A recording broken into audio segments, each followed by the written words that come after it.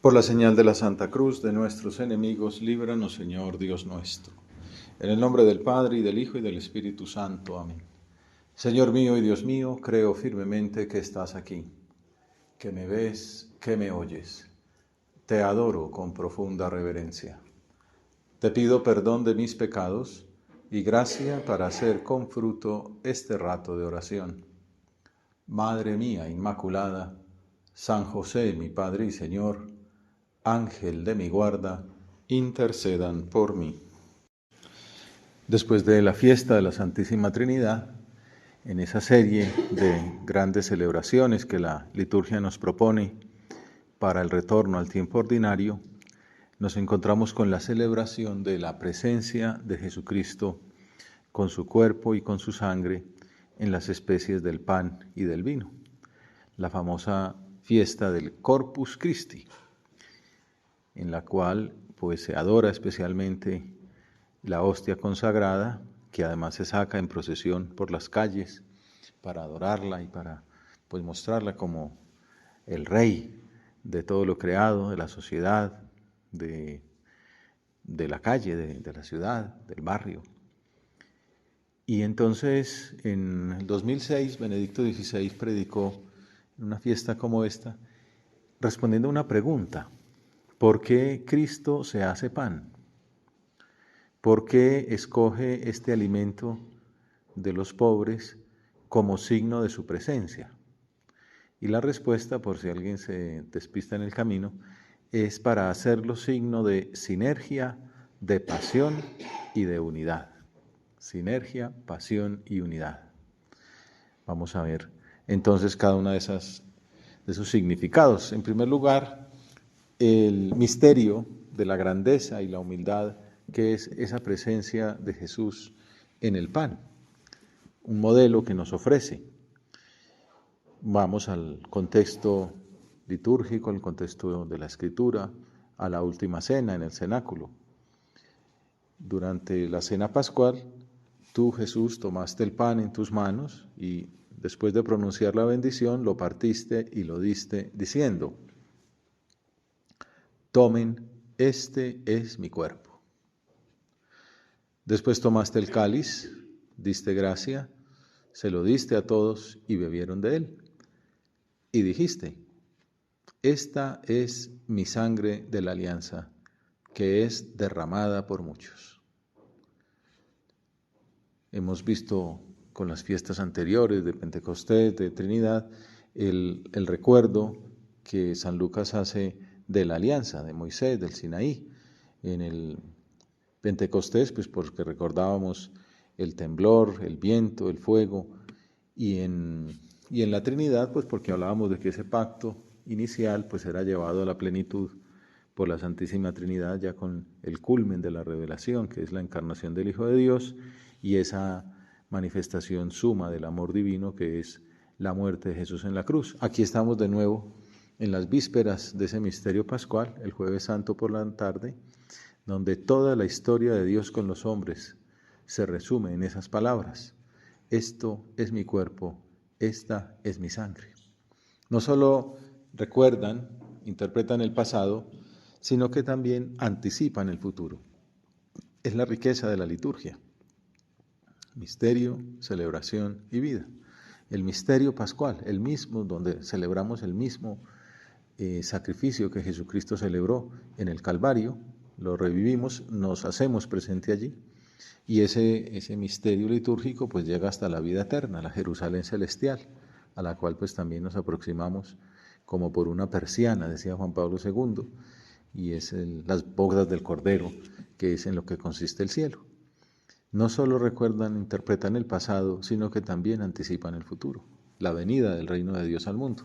Por eso decimos inmediatamente después de la consagración: este es el misterio de nuestra fe, anunciamos tu muerte, proclamamos tu resurrección, todo esto en el pasado, aunque es una resurrección presente ahora. Ven, Señor Jesús, nos anticipamos al futuro.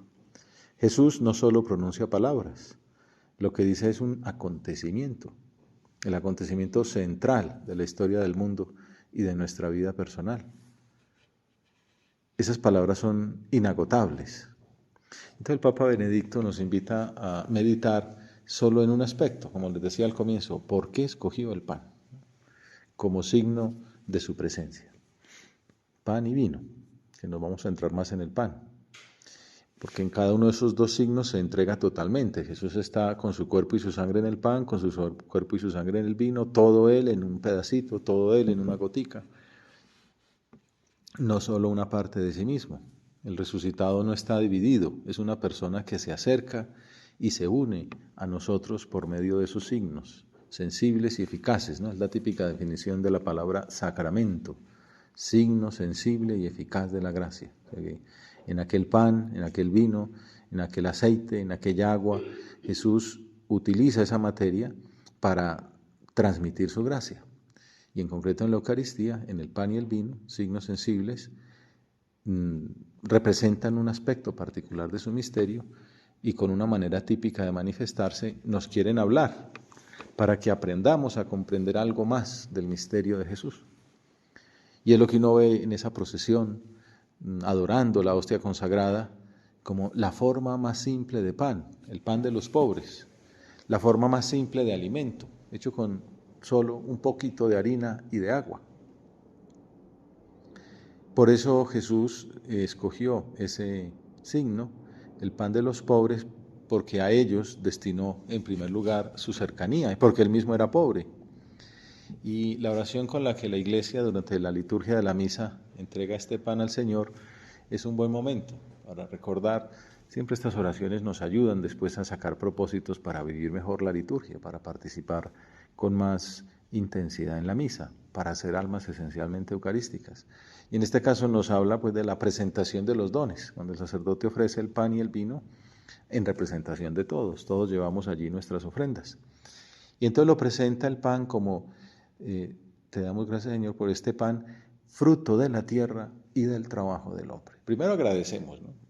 A veces esa presentación de los dones puede pasar como un intermedio, ¿no?, entre la palabra y la consagración, y tiene su importancia, ¿no?, de gratitud y darse cuenta que en ese pan queda recogido el esfuerzo humano. Hemos hablado en otras ocasiones también la teología del trabajo que San José María nos enseñó.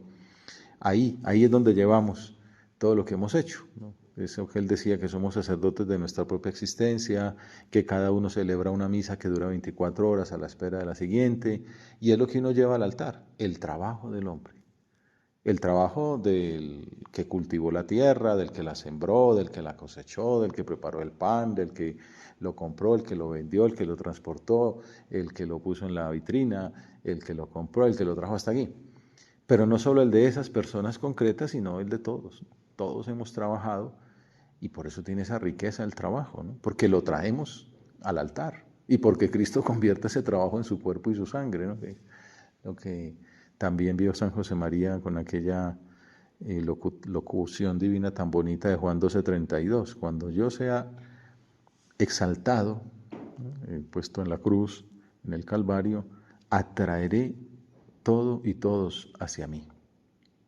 Y la luz que recibió fue, serán los hijos de Dios, nosotros, los que pondrán a Cristo en el pináculo, pues ya no del Calvario, sino de toda actividad humana.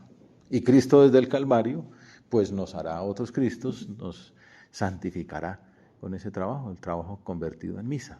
Esto es una profundidad, una riqueza tan grande que nos ayuda a pensar, ¿no?, con esa gotica de agua que se pone en el vino y que pues se disuelve allí y termina convertida en cuerpo y sangre del Señor. Esa gotica nos representa a nosotros, ¿no? No valemos nada, pero en la inmensidad de Dios, pues Él nos quiere hacer hijos suyos, otros Cristos, sacerdotes de nuestra propia existencia. Todo eso está recogido en esa presentación del pan. Te damos gracias, Señor, por este pan, fruto de la tierra y del trabajo del hombre. El pan, sin embargo, no es solo un producto nuestro, no está ahí solo porque lo trabajamos, es fruto de la tierra.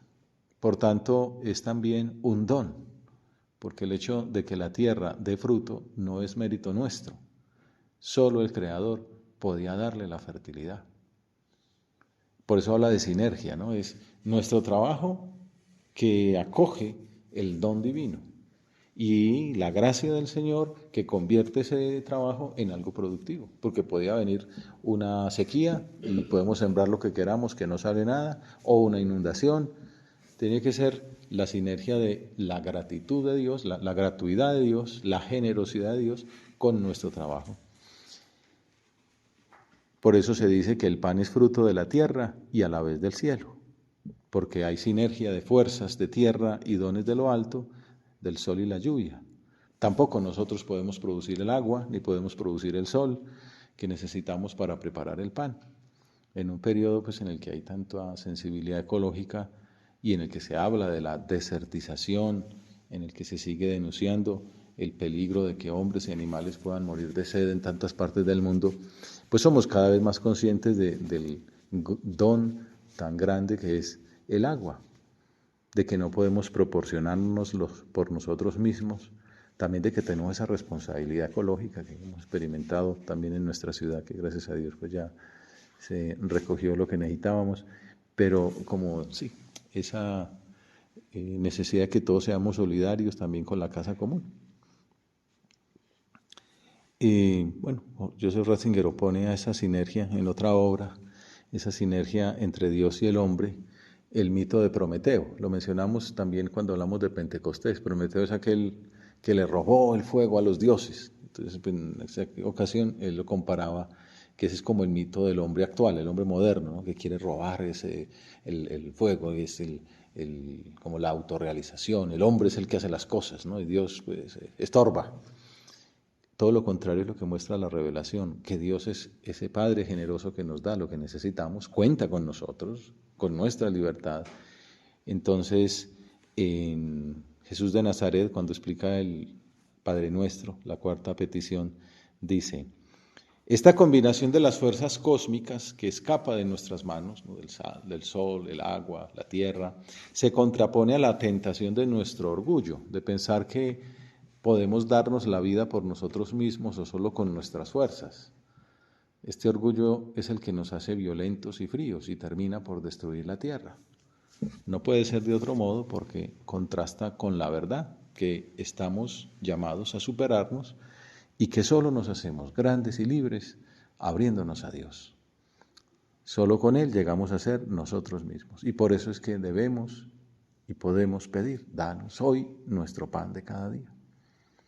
Entonces, volviendo a la homilía del 2006, al contemplar más de cerca ese pequeño trozo de hostia blanca, ese pan de los pobres, es como una síntesis de la creación.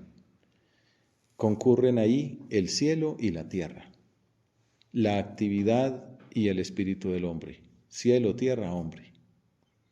Es bonito, ¿no? Esa sinergia de fuerzas que hace posible en nuestro pobre planeta el misterio de la vida y la existencia del hombre, y nos sale al paso con su grandeza maravillosa. Y entonces ahí podemos comenzar a comprender la respuesta a la pregunta: ¿por qué el Señor escogió como signo de su presencia ese trozo de pan? Y es que también lo que se llama el materialismo cristiano, ¿no? Hay gente que entiende el cristianismo como todo espiritual y que la materia le hace daño. En cambio, el verdadero cristianismo valora la materia, ¿no? Porque al fin y al cabo es creación divina. Y entonces dice Benedicto XVI que la creación con todos sus dones aspira más allá de sí misma hacia algo todavía más grande. Claro, ¿quién iba a decir que el trigo pues sirve para el pan, se lo comen, que iba a estar hecho para acoger a Dios, para ser el accidente de la sustancia divina? Pues uno piensa, pobre semilla, ¿no? Un grano de nada que tiene a Dios. Qué apertura tan maravillosa, ¿no? También alguien dice: ¿cómo gozaría Dios creando el trigo, creando el agua, creando la vid, creando la oliva? Diciendo: ahí voy a estar yo, ahí me voy a transmitir por medio de esas creaciones, de esas criaturas.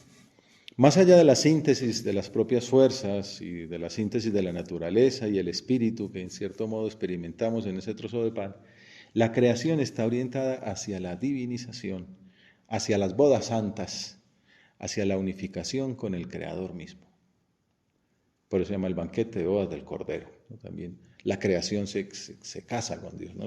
Lo que fue roto en el pecado original, que era Dios todo en todos, pues Jesús lo recupera con su redención. Bueno, ahí nos da para toda una teología de la creación, es una materia muy grande y ya la podemos estudiar más adelante. Entonces ahora la primera idea, ¿por qué Dios escoge el pan como signo? Por esa sinergia entre Dios, tierra y hombre.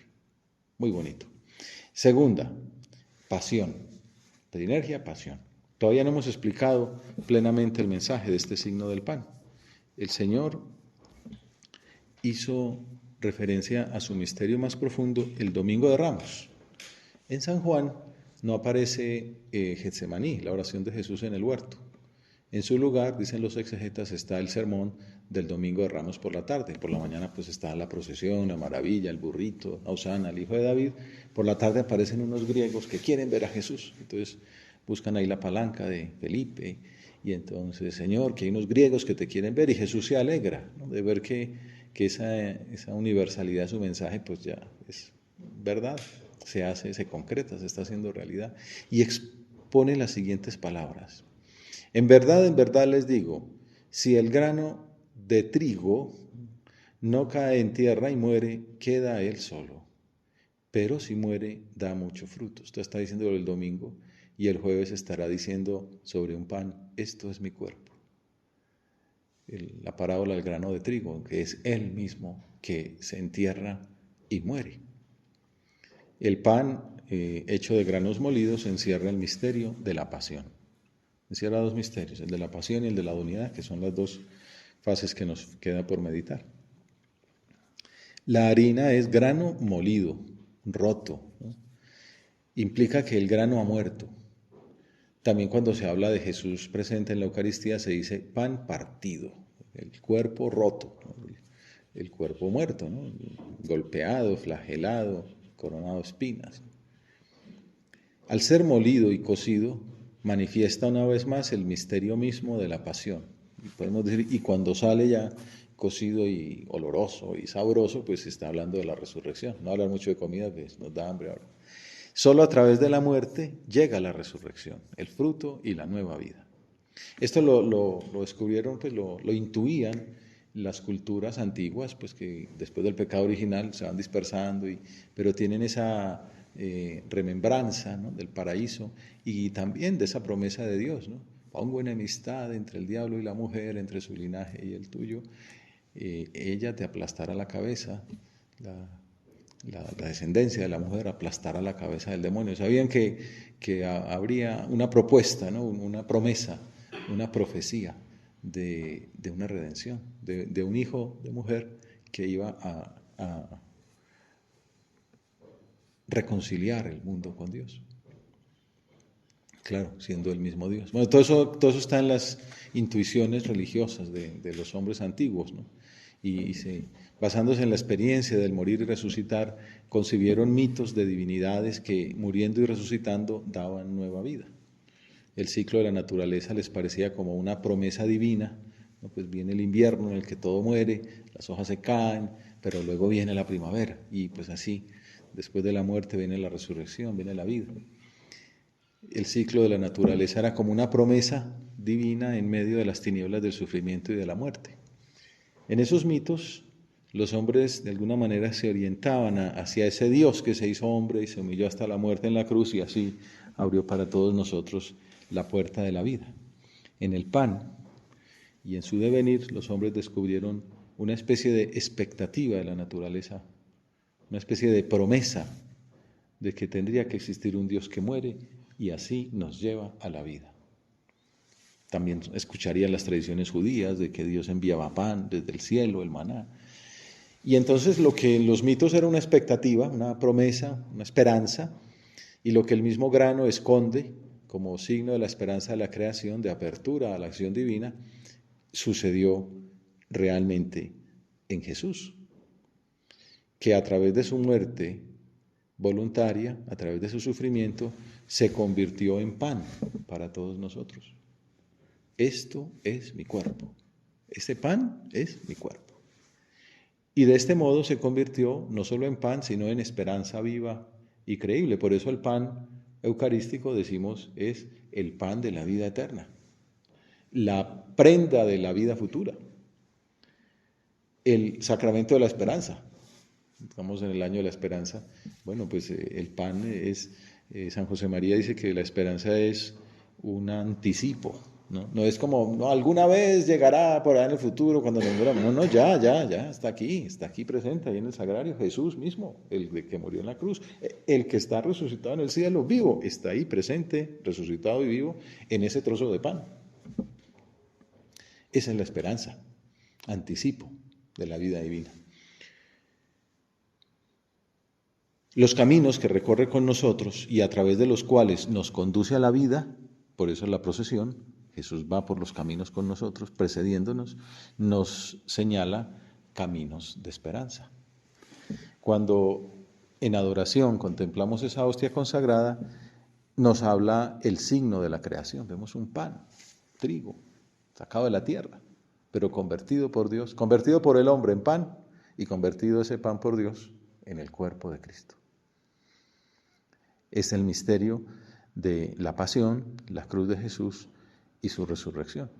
Para hacer eso, el precio fue pasar por la cruz. Todo esto lo hace Jesús en la víspera de la muerte. Esto es mi cuerpo que mañana estará colgado del madero y que el domingo estará glorioso y resucitado y vivo, pero que se quedará presente en las especies. Él nos atrae hacia sí, cuando sea exaltado sobre la tierra, atraeré a todos hacia mí, nos hace penetrar en su misterio, por medio del cual quiere transformarnos, como transformó la hostia. Muy bonito, ¿no? Muy profundo, pero muy significativo. Y así llegamos a la tercera parte. Hemos dicho sinergia, pasión, y queda un tercer tema. La iglesia primitiva también encontró en el pan otro símbolo, y es la unidad. Sinergia, pasión, unidad. Pues obviamente Cristo nos asocia, ¿no? Ya hemos dicho, a través del trabajo, la sinergia con nuestro trabajo. Pues también hay sinergia entre su pasión y la nuestra. Jesús nos invita a cargar con la cruz. El que quiera seguirme, que se niegue a sí mismo, que cargue su cruz cada día y que me siga.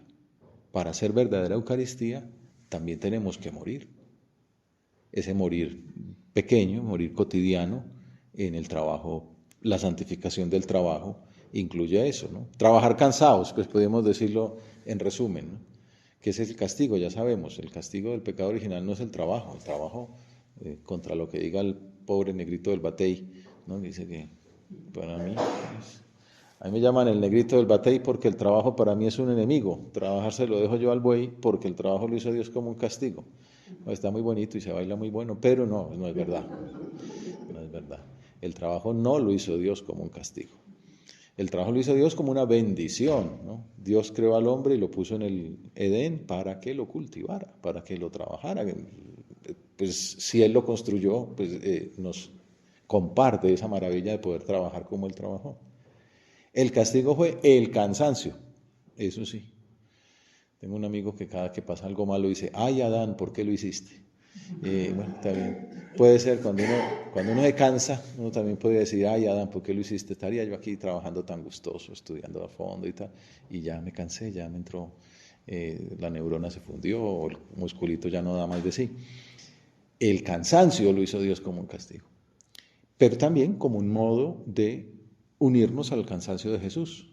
De hecho, a San José María le gustaba mucho un cuadro que compró pues, en los años 30 en Madrid, pues feíto, no es ninguna obra maestra, pero representa a Jesús jorobado, el Jesús giboso, decía él, ¿no?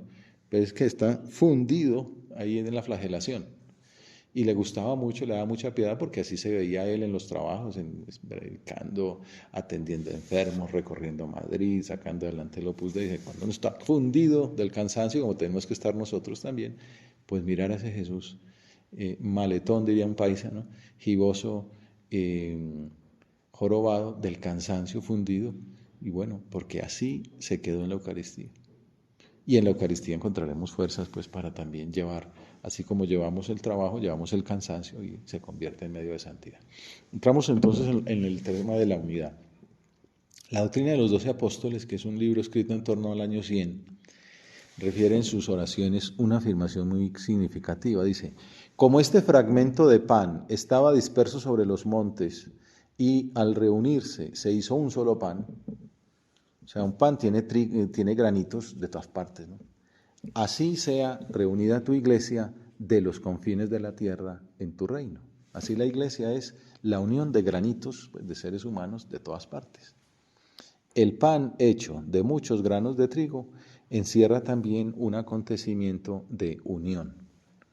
El proceso por el cual muchos granos molidos se convierten en un solo pan es un proceso de unificación, unidad. Como nos dice San Pablo en la carta a los Corintios, nosotros mismos, que somos muchos, debemos llegar a ser un solo pan, un solo cuerpo. Por eso el Papa León también insiste mucho en eso y es su lema episcopal, tomado de su padre San Agustín. In illo uno unum. En ese único Jesús, todos somos uno. Y esa es la unidad, esa es la caridad, esa es la fraternidad, esa es la paz, la comunión, la sinodalidad.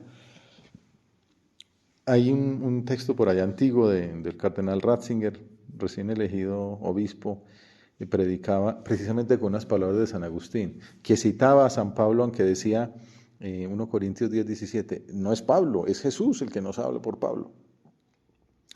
Escuchad pues brevemente lo que el apóstol, o aún mejor Cristo, por medio del apóstol, dice sobre el sacramento del cuerpo del Señor. Todos formamos un solo cuerpo, un mismo pan. Y entonces dice Agustín, daos cuenta, esto es todo. Os lo he dicho muy brevemente, pero sopesad las palabras, no las contéis. Y entonces, en esta única frase del apóstol está como la totalidad del misterio que reciben. No son muchas palabras, pero son de mucho peso. El centro de gravedad de la doctrina sobre la Eucaristía es que la Eucaristía es el acontecimiento a través del cual Cristo reedifica su cuerpo y nos incorpora a nosotros mismos a un único pan, a un único cuerpo. Esto es muy profundo, pues es como, pues aquí está teología de la Eucaristía, teología de la Iglesia. El contenido, el acontecimiento de la Eucaristía supone la reunión de los cristianos desde su separación en la unidad del único pan y del único cuerpo. Entonces la Eucaristía es el acontecimiento vivo a través del cual la Iglesia renueva constantemente su carácter de Iglesia. Esto es lo que Juan Pablo II explica en la última encíclica que escribió, la Ecclesia de Eucaristia, que comienza así, Ecclesia de Eucaristia vivit, la Iglesia vive de la Eucaristía, que viene a decir unas palabras de un teólogo y es, la Iglesia hace la Eucaristía, pues porque hace falta un pueblo y sobre todo falta un sacerdote que celebre, ¿no? Y entonces el sacerdote celebra y entonces el pan se convierte en el cuerpo de Cristo, con las palabras de Jesús.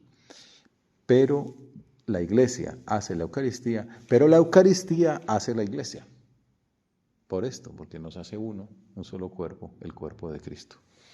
Bueno, ya se nos acaba el tiempo, daría mucho para decir de ahí. La Iglesia es una comunidad eucarística, no es simplemente un pueblo. Hoy tenemos un artículo sobre el pueblo de Dios, somos el pueblo de Dios que camina, pero en Cristo. Constituida por muchos pueblos, se transforma en un solo pueblo gracias a una sola mesa que el Señor preparó para nosotros. La Iglesia es como una red de comunidades eucarísticas y permanece siempre unida a través de un único cuerpo, que es el cuerpo que todos comulgamos. Y por eso somos todos el cuerpo de Cristo. Y es una de las mejores maneras de definir a la Iglesia, el cuerpo místico de Cristo. Bueno, ahí se nos acabó el tiempo.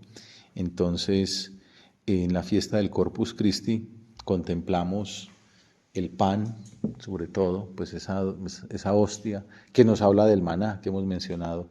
Y así como el pueblo de Israel peregrinó durante 40 años por el desierto, nosotros, pueblo de Dios, peregrinamos con Cristo que nos guía. La hostia es nuestro maná. Con él el Señor nos alimenta, es el verdadero pan del cielo con el que se entrega a sí mismo.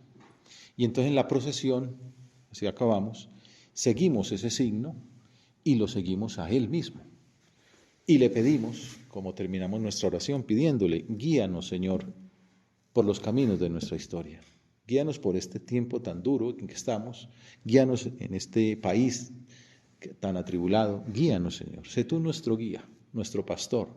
Sigue mostrando a la iglesia y a sus pastores el camino recto. Mira esta humanidad que sufre tanto, tantas guerras en todo el mundo, que vaga insegura entre tantos interrogantes. Mira el hambre física y psíquica que la atormenta. Danos a los hombres el pan para el cuerpo y para el alma. Danos trabajo, danos luz, danos esperanza, danos seguridad, danos a ti mismo. Purifícanos y santifícanos a todos.